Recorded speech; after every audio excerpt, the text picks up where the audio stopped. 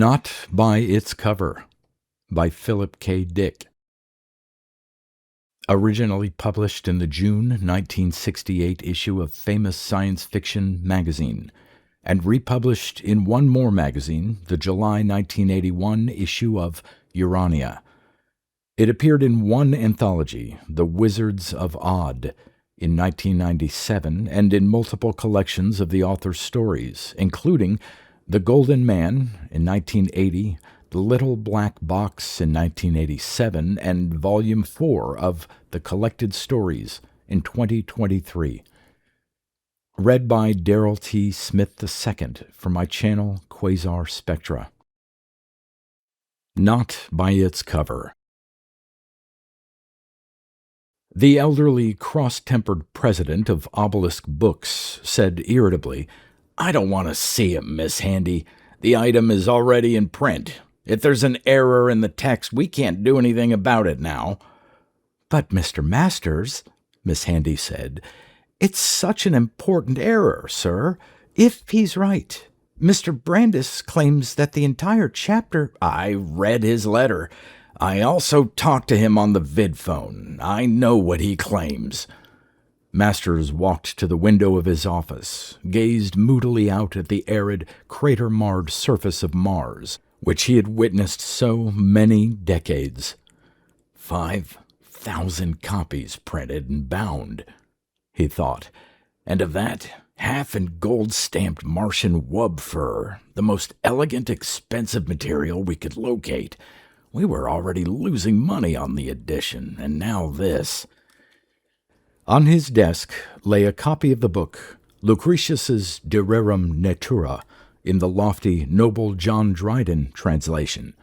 Angrily, Barney Masters turned the crisp white pages. Who would expect anyone on Mars to know such an ancient text that well? He reflected.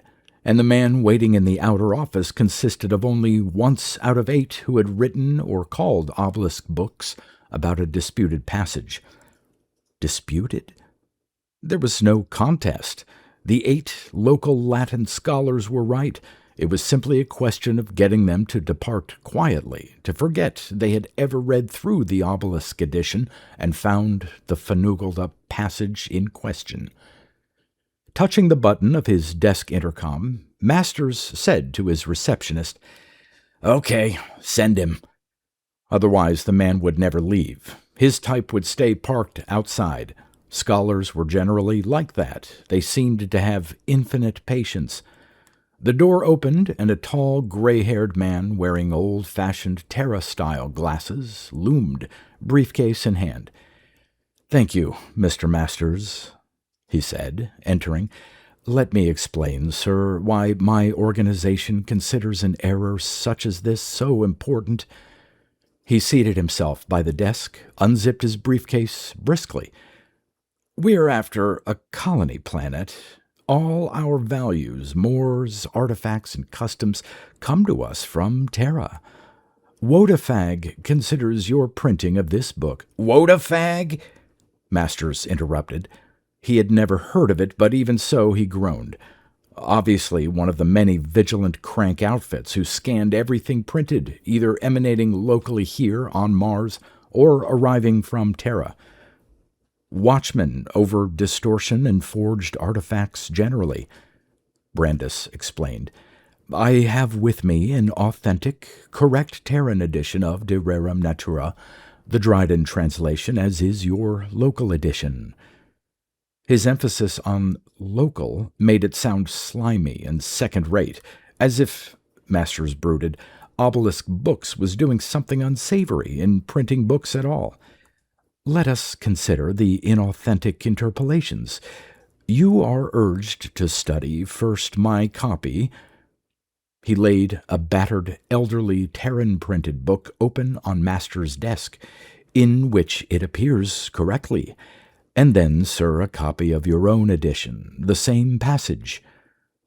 Beside the little ancient blue book, he laid one of the handsome, large wub-fur-bound copies which Obelisk Books had turned out. "Let me get my copy editor in here," Masters said. Pressing the intercom button, he said to Miss Handy, "Ask Jack Sneed to step in here, please." "Yes, Mr. Masters." "To quote from the authentic edition," Brandis said, "we obtain a metric rendering of the Latin as follows." Ahem. He cleared his throat self-consciously, then began to read aloud. "From sense of grief and pain we shall be free. We shall not feel, because we shall not be. Though earth in seas and seas in heaven were lost, we should not move, we only should be tossed."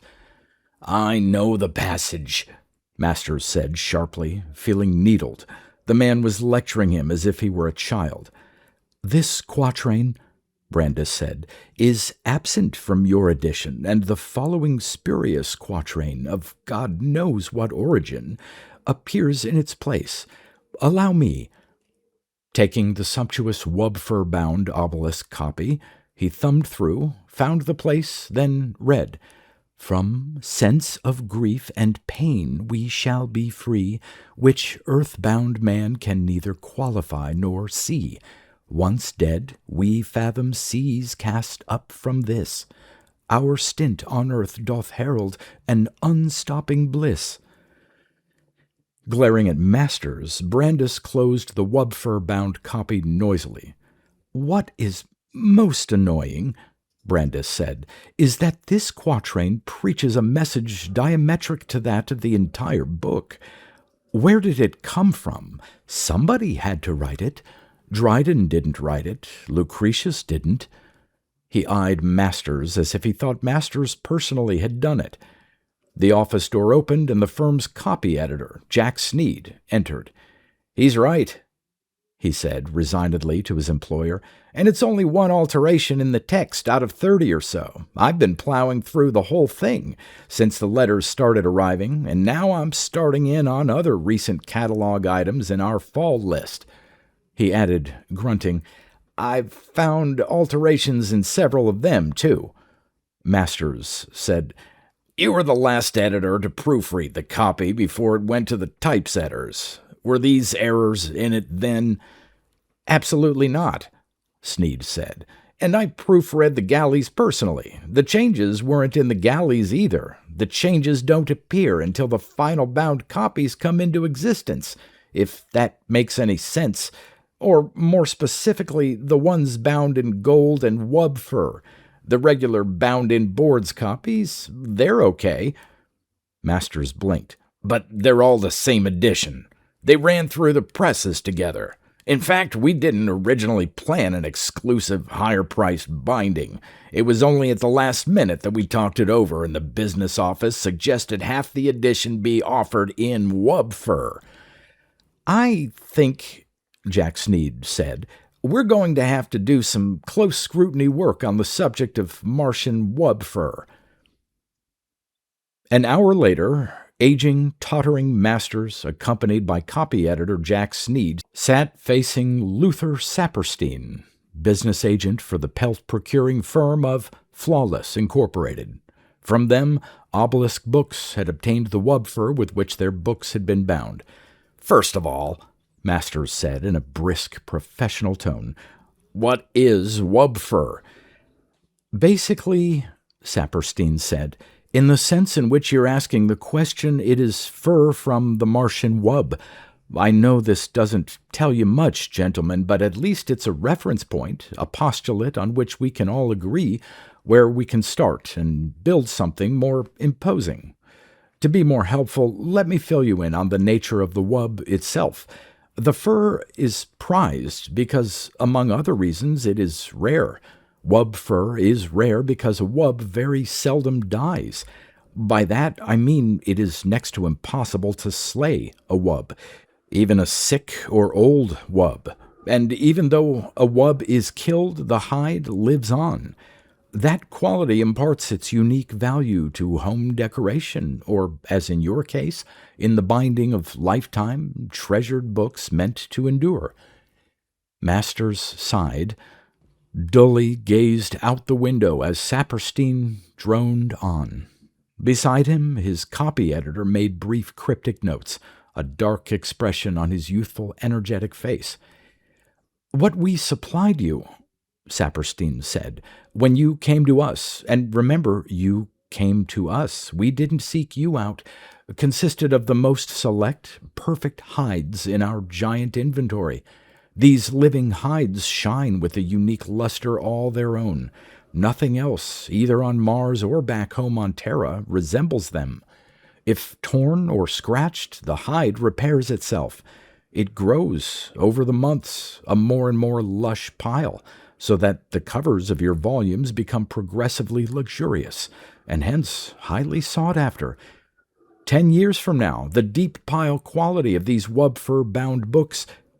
Interrupting, Sneed said, "So the hide is still alive. Interesting. And the wub, as you say, is so deft as to be virtually impossible to kill." He shot a swift glance at Masters.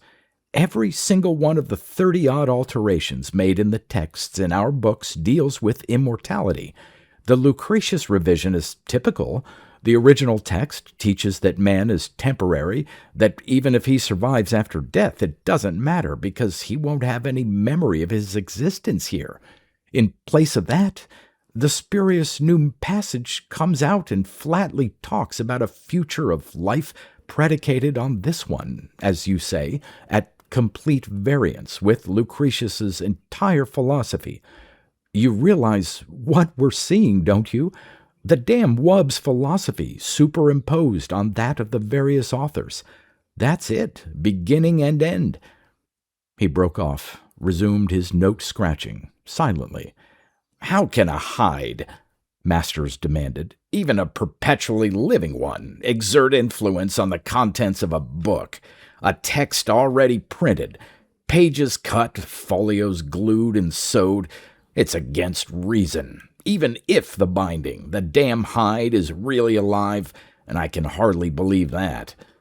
He glared at Saperstein. "If it's alive, what does it live on?" "Minute particles of foodstuffs in suspension in the atmosphere," Saperstein said, blandly. Rising to his feet, Masters said, "Let's go. This is ridiculous." "It inhales the particles," Saperstein said, "through its pores." His tone was dignified, even reproving. Studying his notes, not rising along with his employer, Jack Sneed said thoughtfully, "Some of the amended texts are fascinating. They vary from a complete reversal of the original passage and the author's meaning, as in the case of Lucretius, to very subtle, almost invisible corrections, if that's the word, to texts more in accord with the doctrine of eternal life. The real question is this: are we faced merely with the opinion of one particular life form? Or does the wub know what it's talking about? Lucretius's poem, for instance. It's very great, very beautiful, very interesting, as poetry, but as philosophy, maybe it's wrong. I don't know. It's not my job. I simply edit books. I don't write them. The last thing a good copy editor does is editorialize, on his own, in the author's text.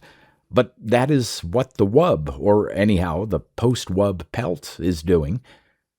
He was silent then. Saperstein said, "I'd be interested to know if it added anything of value." "Poetically? Or do you mean philosophically? From a poetic or literary, stylistic point of view, its interpolations are no better and no worse than the originals.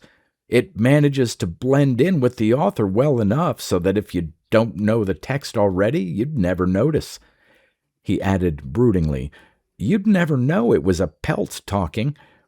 I meant from a philosophical point of view."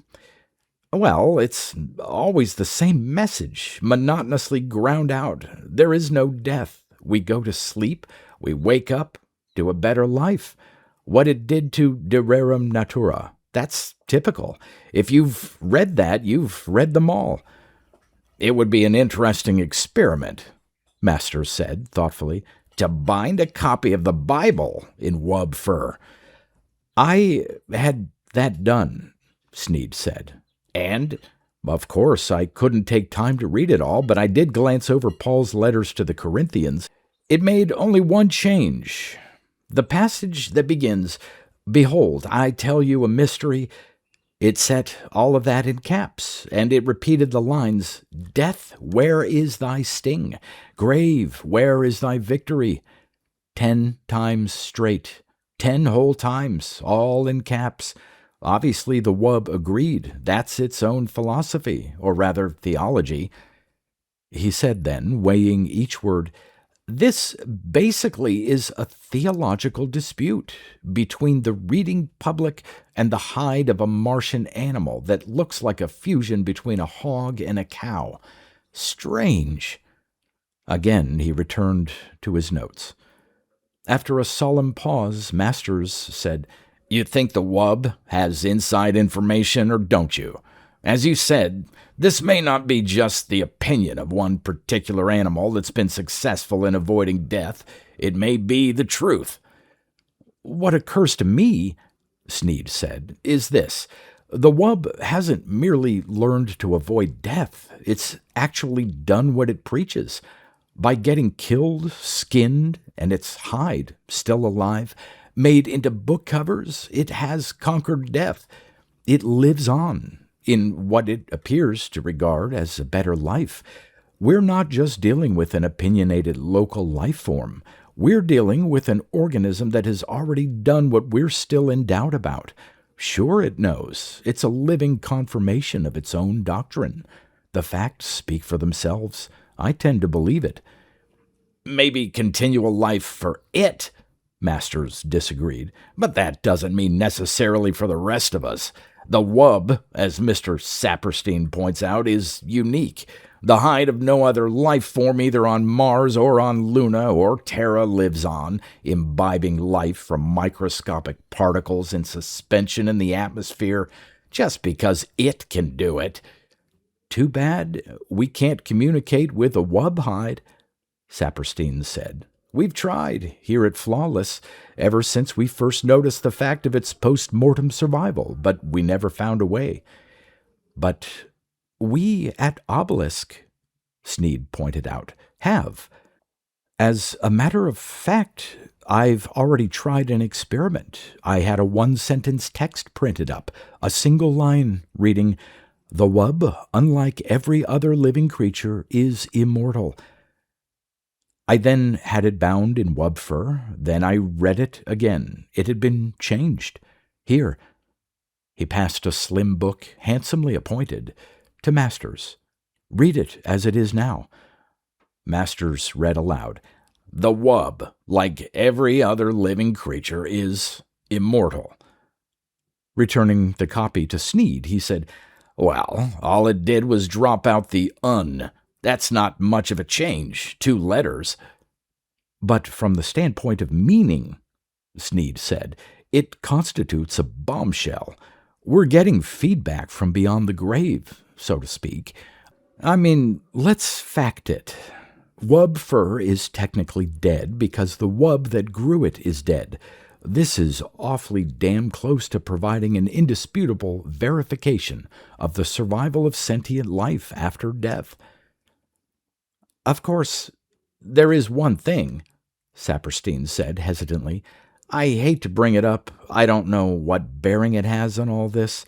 But the Martian wub, for all its uncanny, even miraculous ability to preserve itself, is, from a mentational standpoint, a stupid creature. A Terran opossum, for example, has a brain 1/3 that of a cat. The wub has a brain 1/5 that of an opossum." He looked gloomy.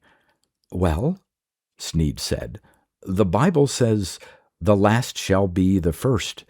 Possibly the lowly wub is included under this rubric. Let's hope so."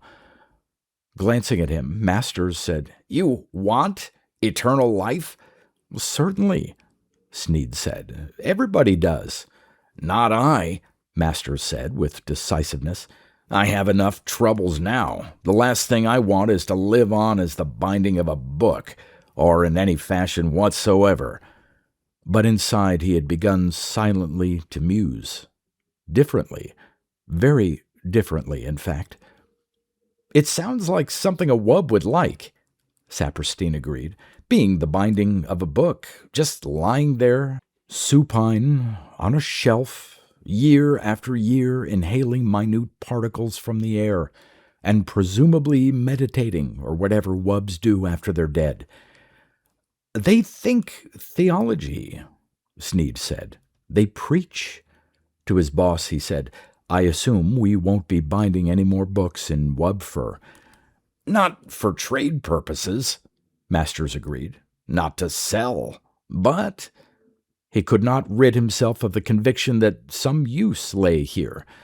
I wonder, he said, if it would impart the same high level of survival factor to anything it was made into, such as window drapes or upholstery in a float car.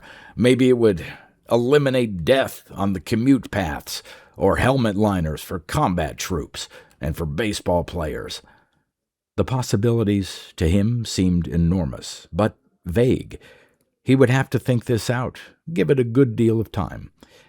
Anyhow, Saperstein said, my firm declines to give you a refund. The characteristics of wub fur were known publicly in a brochure which we published earlier this year. We categorically stated, okay, it's our loss, Masters said irritably with a wave of his hand. Let it go. To Sneed, he said, and it definitely says in the 30-odd passages it's interpolated that life after death is pleasant? Absolutely. Our stint on earth doth herald an unstopping bliss. That sums it up. That line it stuck into De Rerum Natura. It's all right there. Bliss, Masters said, nodding. Of course, we're actually not on Earth, we're on Mars, but I suppose it's the same thing. It just means life, wherever it's lived. Again, even more gravely, he pondered. What occurs to me, he said thoughtfully, is it's one thing to talk abstractly about life after death. People have been doing that for 50,000 years. Lucretius was 2,000 years ago. What interests me more is not the big overall philosophical picture, but the concrete fact of the wub pelt, the immortality which it carried around with it. To Sneed, he said, what other books did you bind in it? Tom Paine's Age of Reason, Sneed said, consulting his list. What were the results? 267 blank pages, except right in the middle, the one word, bleh. Continue. The Britannica. It didn't precisely change anything, but it added whole articles. On the soul, on transmigration, on hell, damnation, sin, or immortality. The whole 24-volume set became religiously oriented. He glanced up. Should I go on? Sure, Masters said, listening and meditating simultaneously. The Summa Theologica of Thomas Aquinas. It left the text intact, but it periodically inserted the biblical line, "The letter killeth, but the Spirit giveth life," over and over again. James Hilton's Lost Horizon. Shangri-La turns out to be a vision of the afterlife, which... Okay, Masters said. We get the idea. The question is, what can we do with this? Obviously, we can't bind books with it, at least books which it disagrees with. But he was beginning to see another use, a much more personal one, and it far outweighed anything which the wub fur might do for or to books, in fact, for any inanimate object. As soon as he got to a phone, of special interest, Sneed was saying, is its reaction to a volume of collected papers on psychoanalysis by some of the greatest living Freudian analysts of our time. It allowed each article to remain intact, but at the end of each it added the same phrase. He chuckled. Physician, heal thyself. Bit of a sense of humor there. Yeah, Masters said, thinking unceasingly of the phone and the one vital call which he would make. Back in his own office at Obelisk Books, Masters tried out a preliminary experiment to see if his idea would work. Carefully, he wrapped a Royal Albert yellow bone china cup and saucer in wub fur, a favorite from his own personal collection. Then, after much soul-searching and trepidation, he placed the bundle on the floor of his office and, with all his declining might, stepped on it. The cup did not break. At least it did not seem to. He unwrapped the package then and inspected the cup. He had been right. Wrapped in living wub fur, it could not be destroyed.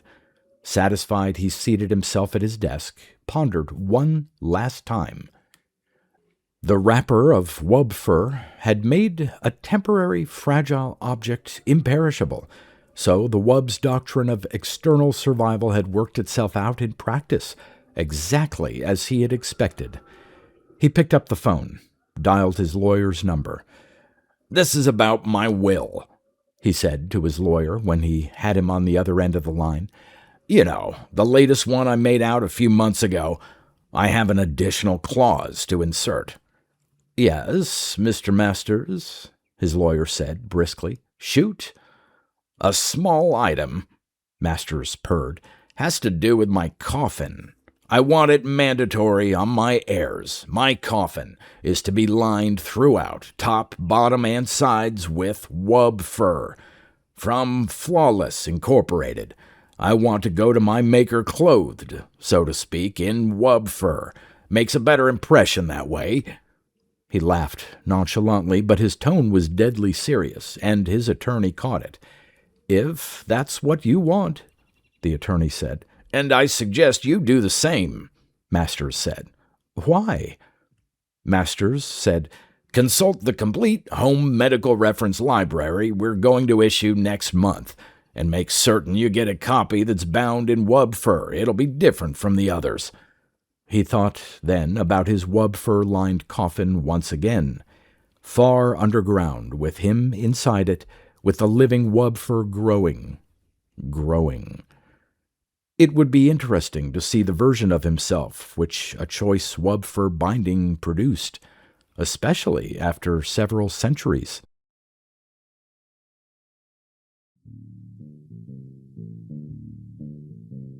You've been listening to pre-1990s speculative fiction readings with a highlight on science fiction by Darrell T. Smith II. Please consider clicking the donation link in the description box. Thank you so much for your time and your imagination.